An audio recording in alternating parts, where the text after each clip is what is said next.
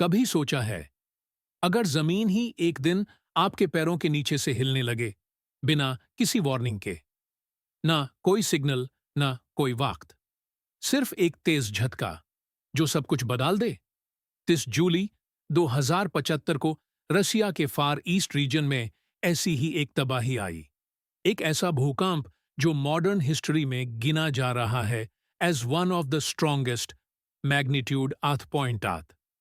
भाई, 8.8 ये सिर्फ एक नंबर नहीं है, ये एक अलर्ट है, एक वार्निंग है कि जब अर्थ का पेशेंस खत्म होता है तो उसका गुस्सा काफी बड़ा होता है। ये अर्थक्वेक हुआ कमचाटका पेनिनसुला के पास, जहां जमीन और समुंदर के नीचे प्लेट्स कांस्टेंट मूवमेंट में रहते हैं। और इस दिन उन्होंने छोड़ दिया सबर का दामन। रिजल्ट, एक मेगा अर्थक्वेक और फिर एक सुनामी अलर्ट। तो चलिए इस केस स्टडी को सिंपल लैंग्वेज में समझते हैं। क्या हुआ, कैसे हुआ, और सबसे इंपॉर्टेंट, क्या ये फिर से हो सकता है? जब जामीन फाती एपिसेंटर की कहानी सुबह के करीब 11 बजे 60 बजे कमचाटका पेनिनसुला के पास जमीन लिटरली फट गई। ये जगह रिंग ऑफ फायर का पार्ट है, एक ऐसा जोन जहां दुनिया के 9 से ज्यादा भूकंप होते हैं। पैसिफिक प्लेट और यूरेशियन प्लेट के बीच का टेंशन फाइनली टूट गया और झटका था इतना पावरफुल कि एक साथ 30 किलोमीटर तक जमीन हिलती चली गई। इमेजिन करो, 1000 एटॉमिक बॉम्ब्स जितनी एनर्जी एक ही पल में रिलीज हो गई। इंसान और भूकंप, रियल इम्पैक्ट सोचिए। आप एक नॉर्मल दिन में अपने काम पे हो और अचानक सब कुछ हिलने लगे। रोड्स क्रैक हो जाएं, बिल्डिंग्स झुक जाएं और लोग चिल्लाने लगें। ये सब हुआ पेट्रोपाव्लोव्स्क कमचात्स्की में, रसिया के एक सिटी में जो क्वेक के बिल्कुल पास था। लोग घर से बाहर भागने लगे, मोबाइल नेटवर्क्स डाउन हो गए, पैनिक का माहौल था। और सबसे डरावनी बात, समुंदर पीछे हटने लगा। ऐसे में सुनामी वार्निंग इश्यू हुई, न सिर्फ रशिया में बल्कि जापान, अलास्का और इवन हवाई तक। सुनामी का तूफान 20 मिनट के अंदर सुनामी वेव्स शोर तक आ गई।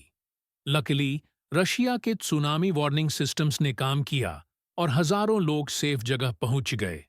लेकिन सुनामी ने कोस्टल एरियाज का हाल खराब कर दिया। बोट्स शोर पे आ गई, पोर्ट्स बैंड हो गए, छोटी फिशिंग विलेजेस पूरी तरह पानी में डूब गई।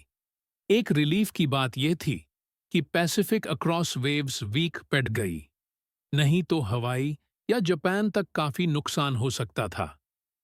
दुनिया की रिएक्शन दुनिया भर में शॉक वेव जैसे चल गए। जापान ने अपना इमरजेंसी सिस्टम एक्टिवेट कर दिया। यूएस और कनाडा ने मॉनिटरिंग टीम्स डिप्लॉय कर दी। सोशल मीडिया पर वीडियोस वायरल होने लगे, बिल्डिंग्स हिलते हुए, लोग भागते हुए और समुंदर के वेव्स सिटीज में घुस जाते हुए। यह सिर्फ रशिया का इशू नहीं था, यह ग्लोबल कंसर्न बन गया। क्या यह नॉर्मल है? आप सोच रहे होंगे, रशिया में तो भूकंप होते ही रहते हैं।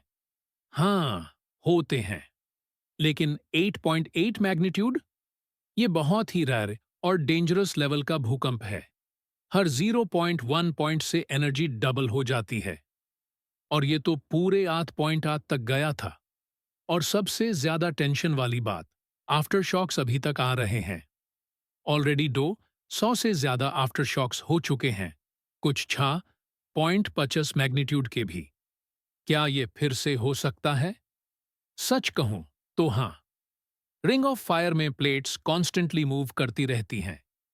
जब एक फॉल्ट लाइन क्रैक करती है, दूसरी भी ट्रिगर हो सकती है। साइंटिस्ट्स अब क्लोजली मॉनिटर कर रहे हैं पैसिफिक रिम के दूसरे फॉल्ट जोन्स को। सीख क्या मिली? इस अर्थक्वेक ने हमें कुछ जरूरी लेसन्स दिए। Preparation is everything. रशिया के वार्निंग सिस्टम्स ने काफी जिंदगियां बचाई।